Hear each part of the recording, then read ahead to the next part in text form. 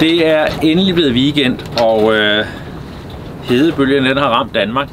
I øjeblikket er der nogen, der ligger op langs, faktisk næsten hele vejen, halvvejs rundt om Sjælland, og sejler Sjælland rundt i bragende sol og meget let vind.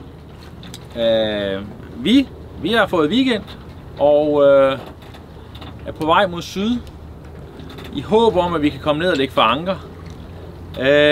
Planen er, at vi sejler ned til Strøby, som er jo vores favorit ankerplads her i Køge Bugt, og ser efter, hvordan søen er, om vi kan holde ud og ligge dernede hen over natten. I morgen, der drejer vinden mod syd, og så bliver det helt fint at ligge dernede. Og der bliver der 29 grader, og så er det simpelthen ikke værd at være inde i en havn. Det bliver simpelthen så ulideligt varmt. Men herude, der er det dejligt.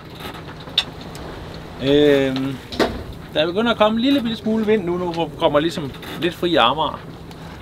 Og det er dejligt, så kommer der lidt vind i sejlene. Men ellers var planen bare at drive lige så stille ned mod syd og nyde det.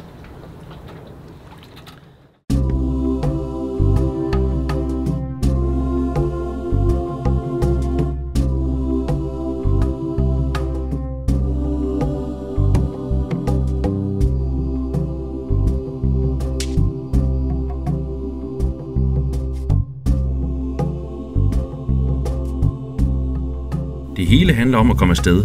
Eventyret venter jo lige på den anden side af havnemolen.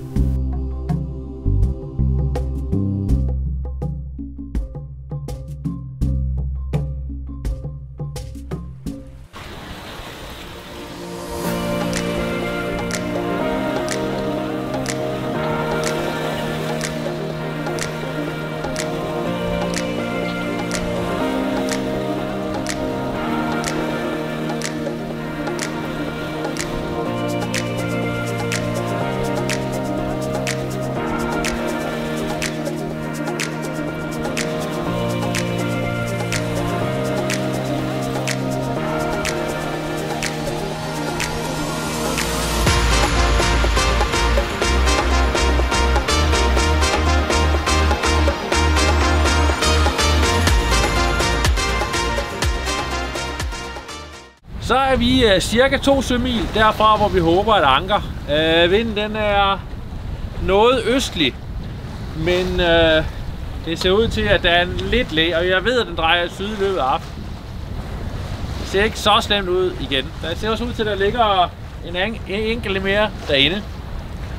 Jo tættere vi kommer på land, jo varmere kan man mærke, at det bliver igen, efter vi har været ude midt i Køge Bugt. Og hvis man dufter rigtig godt efter, så kan man rent faktisk dufte skoven. Hvilket er fantastisk, at selvom vi er faktisk nogle kilometer ude på vandet, så kan man ligesom dufte, at vi er nærheden af land. Det synes jeg, det er så hyggeligt.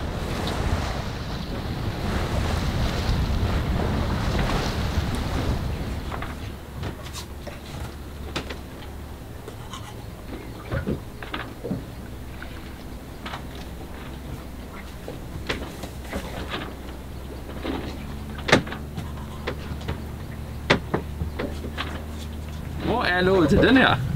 Der. Skal vi bytte låg? Det lyder så godt. Ja, nu er du ved at vælte den. Så skal du lige have noget af det her i, Klaas. Hvad? Vi skal putte noget farnteg i, så det også får en dejlig appelsinsmag. Kan du se det glimte sådan lyserødt i solen? Det lykkedes. Vi ankom faktisk til ankerpladsen, og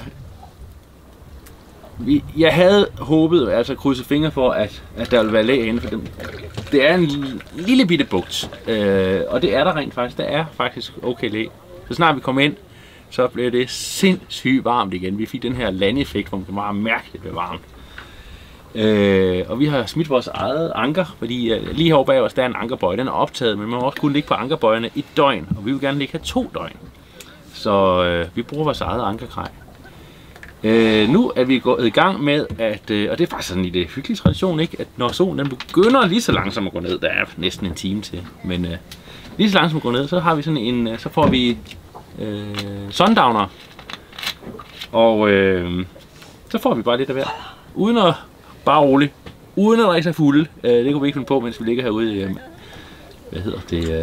ude på vandet, men bare lige en enkelt en til lige at smage godt. Hvordan er den? Det er ligesom om den ikke er blandet rigtigt. Den er sådan, det kunne se, den er sådan, men det ser nu også lidt sejt ud, at den lige. Den er sådan ligesom, prøv at se, mørk gul.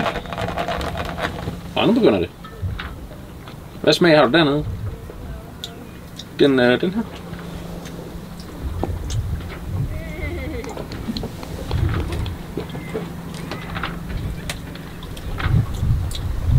Jeg skal lidt mere cola i.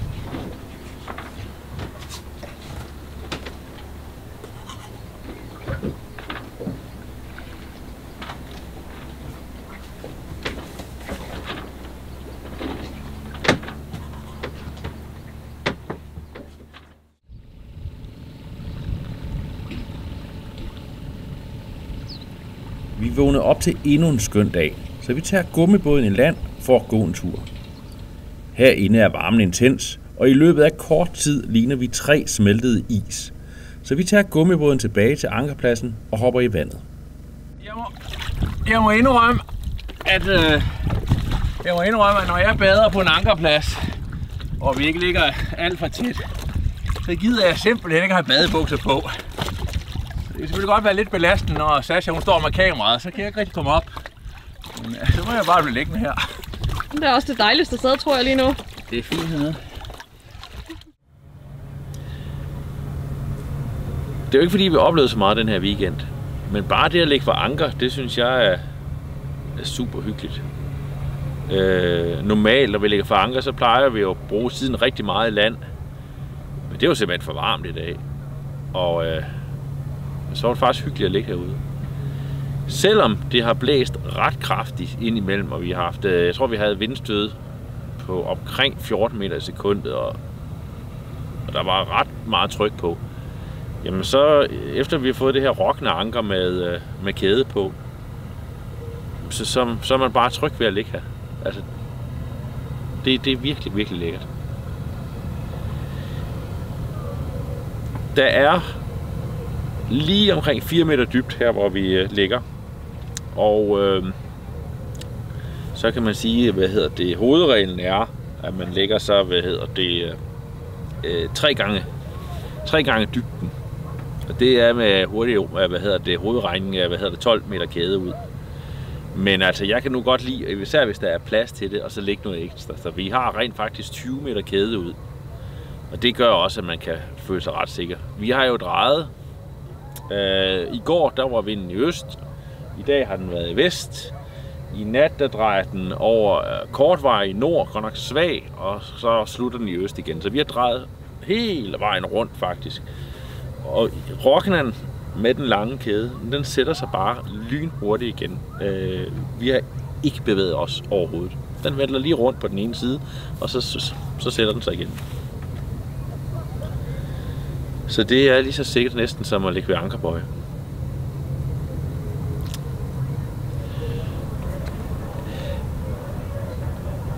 Vi har ikke nogen decideret ankerlanterne hos os. Vi har den her. Og hvis jeg skal være helt ærlig, så synes jeg egentlig, det er ganske fint. Ankerlanterne, det er super nemt.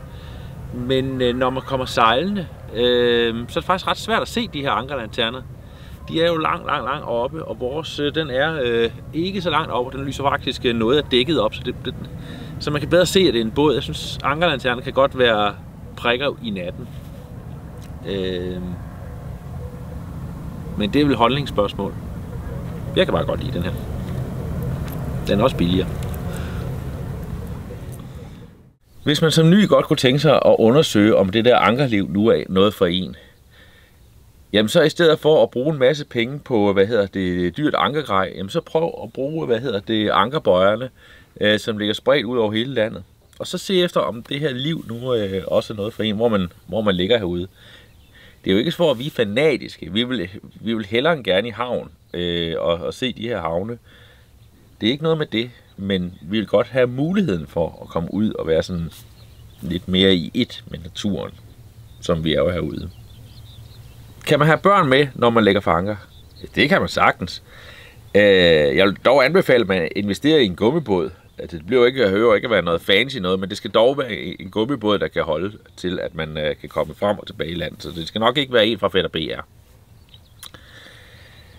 Det er klart, den fylder noget. Men det er der også løsninger for. Vi har heldigvis plads til vores gummibåd, men vi har altså haft den samme gummibåd med, det vi sejlede i en Maxi 84, og der lå den bare sammenklappet op på dækket i en pose, og var ikke af vejen der, så havde vi suret den, når vi sejlede. Man kan også have den pustet op og lægge den på fordækket, og nogle gummibåde kan du slæbe efter. Det skal man så ligesom undersøge, hvad det er. Men hvis du har børn med, så vil du nok anbefale, at du har en gummibåd, så du har mulighed for at komme ind på stranden. Hvad de kan så lave ombord, mens vi ligger her? Jamen altså... Ja, Klaas, han laver det samme, som han vil gøre, hvis vi var i havn. Han har internet, og så kan han ligge nede i gøjen og glo på det. Og så kommer han op en gang imellem. Derudover har vi jo mulighed for at bade hele tiden. Vandet er rundt om os hele tiden. Man kan hoppe i fra båden, man kan svømme. Gør ligesom hvad man vil, ikke? Og man kan tage, gummibåden ind til stranden og bade derfra. Så jeg vil sige, at man kan sagtens have børn med herude. Det er lige så trygt, som hvis de var inde i havnen.